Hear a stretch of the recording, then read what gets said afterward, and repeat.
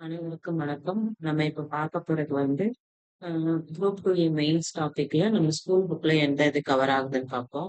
First வந்து 6த் புக்ல வந்து ஒரு இமேஜ் குடுத்துருக்காங்க. ஒரு இந்தியா மேப்பு. அதுல வந்து ஃபர்ஸ்ட் வந்து புதிய கற்காலம் புதிய கற்காலம் எதுன்னு பார்த்தோம்னா பிரம்மகிரியும், பையம்பள்ளியும். பிரம்மகிரி, பையம்பள்ளி. அடுத்து வந்து பழைய கற்காலம் அத்திரம்பாக்கம். ஆ ஆதிச்சநல்லூர் வந்து இரும்பு காலம். 3 மட்டும் தான். புதிய கற்காலம் வந்து பிரம்மகிரி, பையம்பள்ளி. அடுத்து வந்து பழைய கற்காலம் வந்து பழைய கற்காலம் வந்து எதுன்னு பார்த்தோம்னா, பழைய கற்காலம் வந்து அத்திரம்பாக்கம். ஆதிச்சநல்லூர் வந்து இரும்பு காலம்.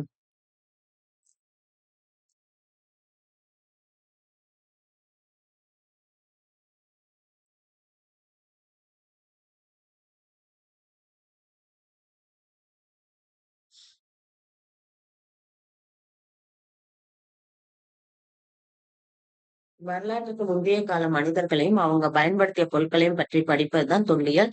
தொல்லியல் ஆய்விற்கு முக்கிய ஆதாரமாக அகழ்வாராய்ச்சி பொருட்கள் உதவுகின்றன. அடுத்து வந்து மானுடவியல். மானுடவியல்னா ஆந்த்ரோபாலஜி. ஆந்த்ரோபாலஜி மனிதர்கள் மற்றும் அவங்களோட பரிணாம வளர்ச்சியை பற்றி படிப்பதுதான் மானுடவியல். அது வந்து மானுடவியல் அப்படின்ற சொல் வந்து 2 கிரேக்க வார்த்தையில இருந்து பெறப்பட்டது. ஆந்த்ரோபோஸ் அப்படின்றது பொருள் வந்து மனிதன். லோகோஸ் அப்படின்றது வந்து எண்ணங்கள் அல்லது காரணம். மானிடவியல் ஆய்வாளர்கள் மனித குலத்தோட வளர்ச்சியையும் நடத்தையையும் ஆராய்ந்து மனுஷனோட கலாச்சாரம் மற்றும் சமூக நிகழ்வுகள் பற்றிய முழு விளக்கத்தையும் அடைவதற்கு முயல்கின்றனர். அடுத்து வந்து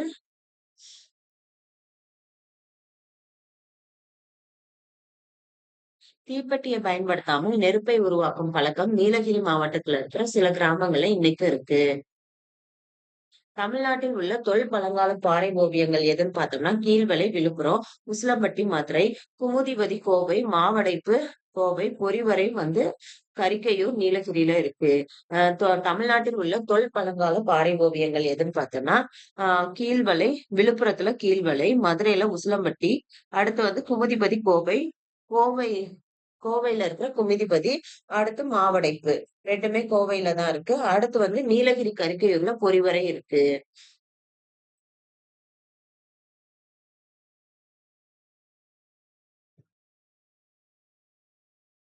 அடுத்து வந்து தமிழ்நாட்டின் பண்டைய நகரங்கள். அந்த லெசன் பார்ப்போம்.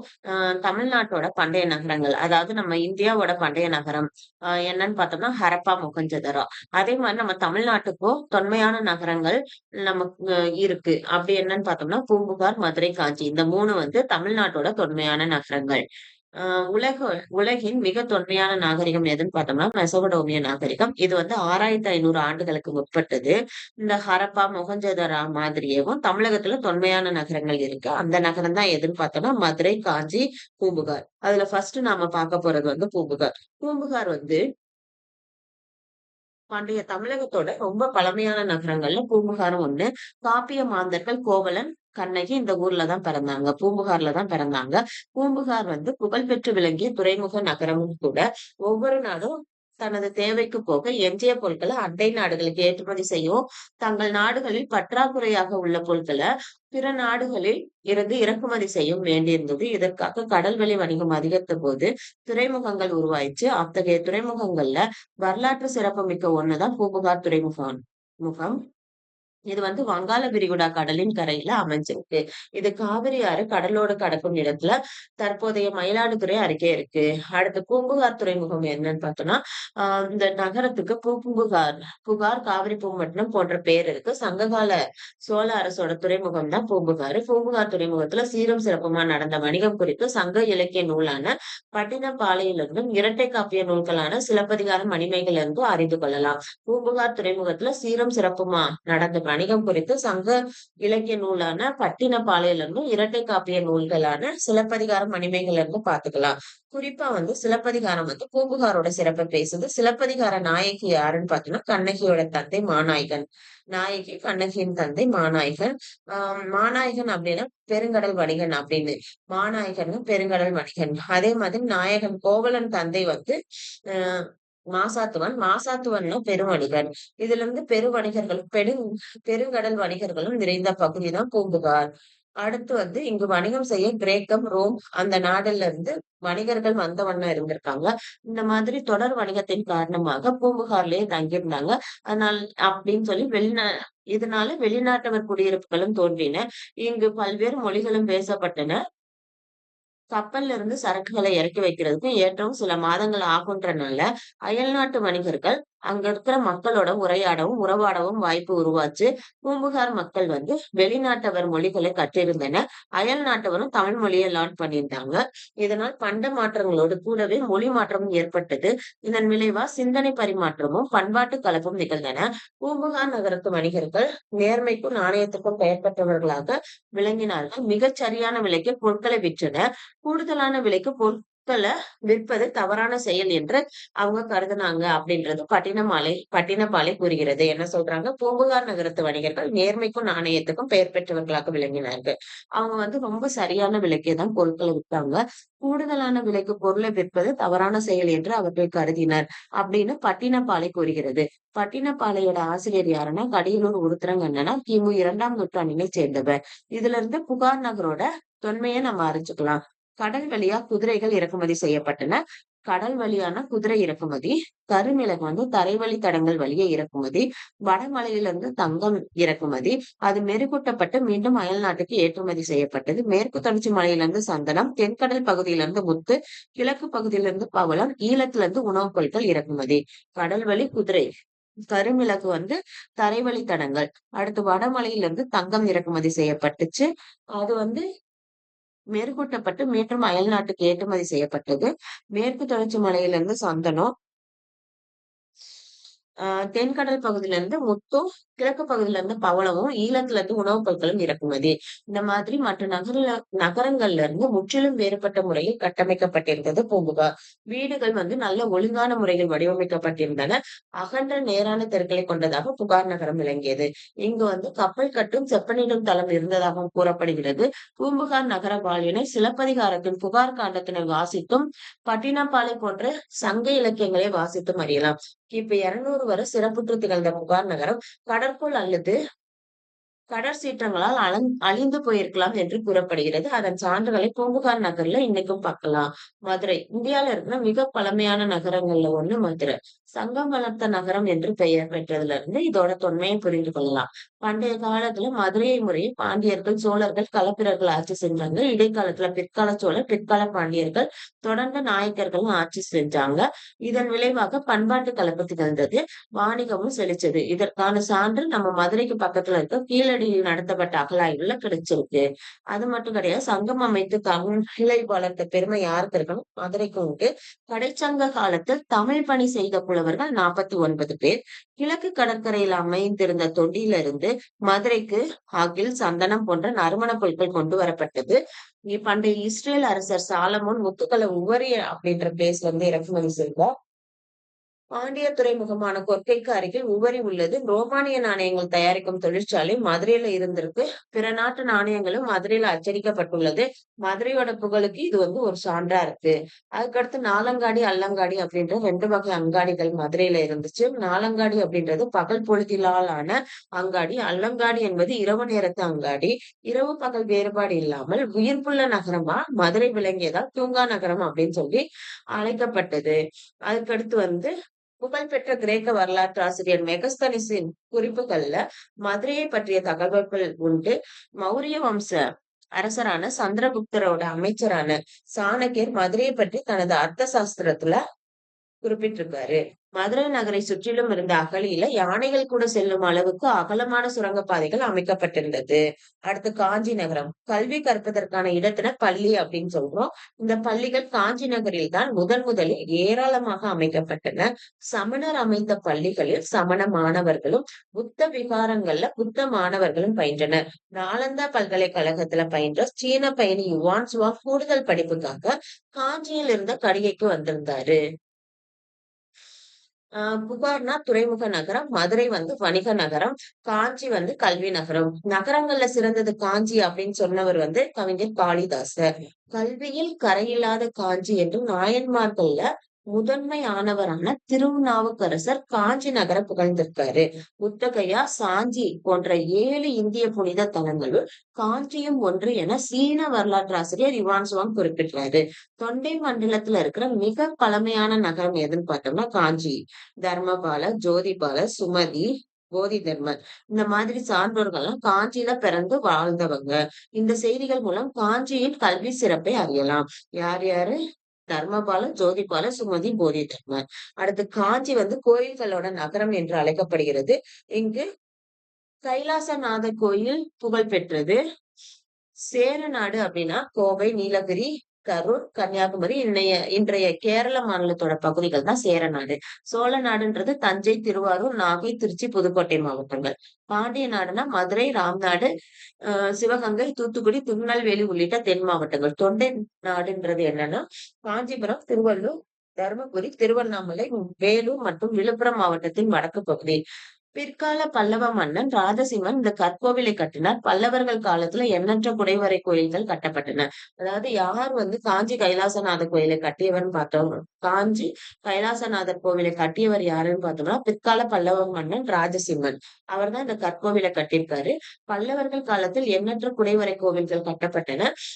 குடைவரை கோவில் கட்டப்பட்டன. பௌத்த துறவியான மணிமேகலை அவங்களோட இறுதி காலத்தை காஞ்சியில் கழித்தார் அப்படின்றது இதோட சிறப்புக்கு இன்னொரு எக்ஸாம்பிள் சொல்லலாம். வேளாண்மை சமூகத்துல நீர் மேலாண்மைக்கு முதன்மையான இடம் உண்டு. காஞ்சி நகரை சுற்றிலும் நூத்துக்கணக்கான ஏரி வெட்டப்பட்டு நீர்த்தேக்கி வைக்கப்பட்டது. இந்த ஏரிகள் கால்வாயோட இணைக்கப்பட்டிருந்தன. இன்னைக்கும் காஞ்சிபுரம் ஏரிகளோட மாவட்டம் அப்படின்னு அழைக்கப்படுறத நம்ம பாக்குறோம். கரிகால் சோழன் கட்டப்பட்ட கல்லணை, காஞ்சிபுரத்தை சுற்றிலும் இருக்கிற ஏரிகள் மற்றும் கால்வாய்கள் மூலம் தமிழர்களோட நீர் மேலாண்மை திறனை அறிந்து கொள்கிறோம். பூம்புகார், மதுரை, காஞ்சி ஆகிய 3 நகரங்கள் மட்டும் கிடையாது. கொற்கை, வஞ்சி, தொண்டி, உறையூர், தகடூர், முசிறி, கரூர், மாமல்லபுரம், தஞ்சை, காயல் போன்ற நகரங்கள்லாம் தமிழ்நாட்டுல இருக்கு. சோழ நாடுனா சோறுடைத்து, பாண்டிய நாடு முத்துடைத்து, சேர நாடு வேலம் உடைத்து, தொண்டை நாடு சான்றோர் உடைத்து.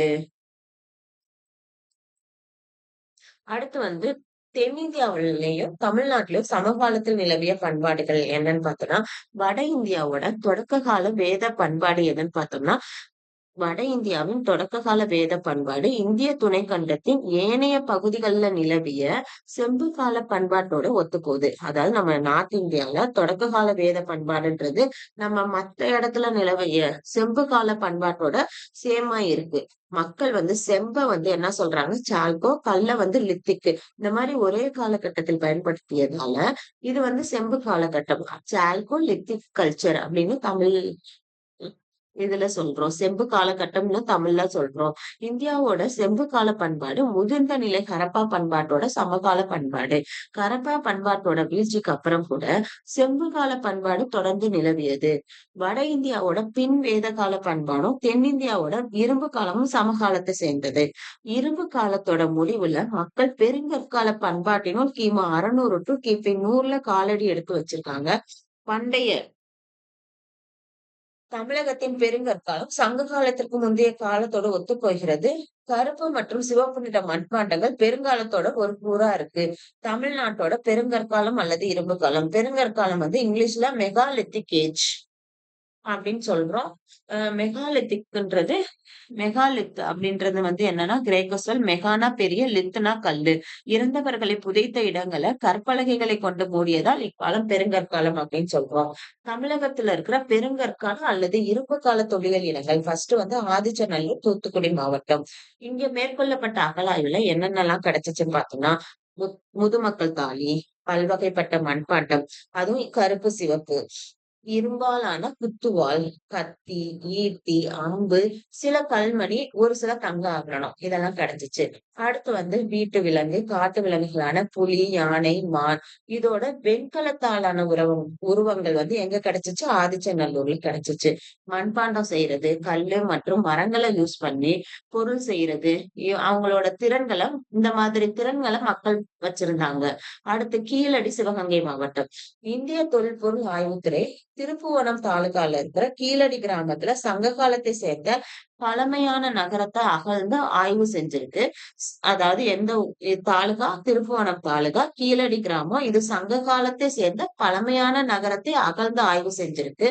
செங்கற்களால் கட்டப்பட்ட கட்டடங்கள் நன்கு அமைக்கப்பட்ட வடிகால் அமைப்பு போன்ற சான்றுகள் இந்த ஆய்வுல கிடைச்சிருக்கு. என்ன ஆய்வு கிடைச்சு இந்த ஆய்வுல என்னென்ன கிடைச்சிருக்குன்னு பார்த்தோம்னா, செங்கற்களால் கட்டப்பட்ட கட்டடங்கள், நன்கு அமைக்கப்பட்ட வடிகால் அமைப்பு இதெல்லாம் கிடைச்சிருக்கு.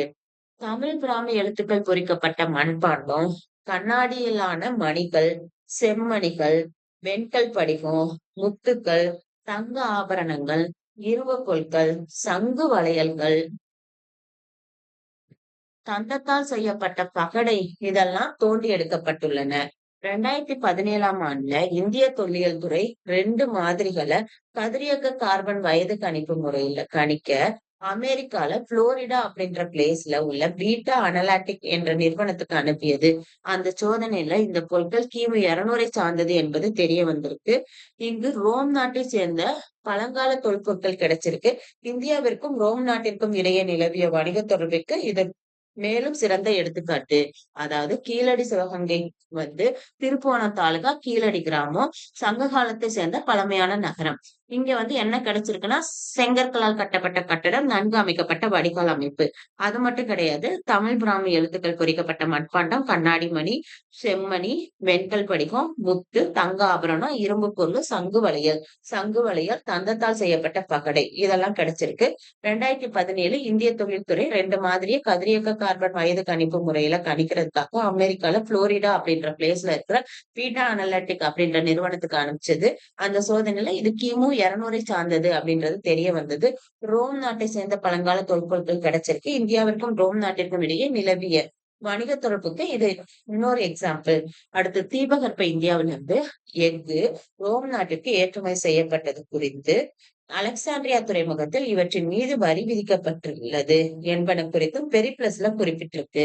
அதாவது தீபகற்ப இந்தியாவிலிருந்து எஃகு ரோம் நாட்டிற்கு ஏற்றுமதி செய்யப்பட்டிருக்குது அப்படின்றத அலெக்சாண்ட்ரியா துறைமுகத்தில் இவற்றின் மீது வரி விதிக்கப்பட்டிருக்கு அப்படின்றதுக்கும் பெரிப்ளஸில் குறிப்பிடப்பட்டிருக்கு.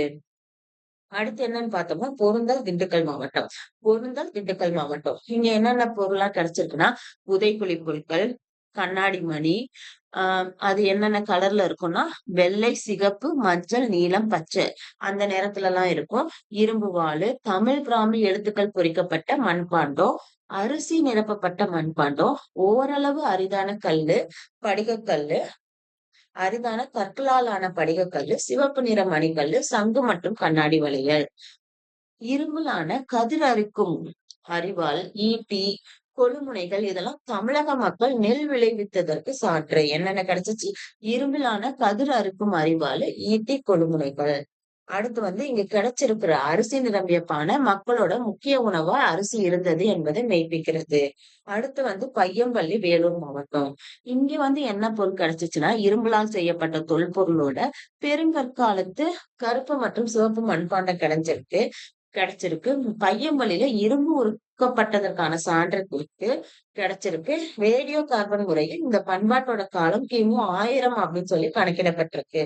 அடுத்து கொடுமணல் ஈரோடு மாவட்டம். நம்ம 10 இடம்பெற்றிருக்க கொடுமணல் என்னும் ஊர் இதுவே என அடையாளப்படுத்தப்படுது.